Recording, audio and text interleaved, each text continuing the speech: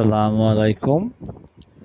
এটা হচ্ছে জাতীয় সংক্রামক ব্যাধি হাসপাতাল মহাখালী, যা কিনা নিজেই সংক্রামিত ও সংক্রমণে আক্রান্ত, যেখানে আমরা সারা দেশের মানুষজন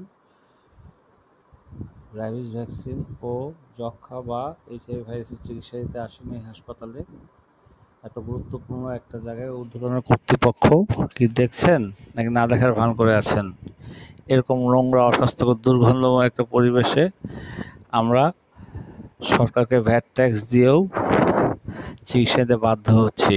দয়া করে জাতীয় গণমাধ্যমের কোনো সাংবাদিক ভাইরা যদি দেখে থাকেন, একটা প্রতিবেদন তৈরি করুন।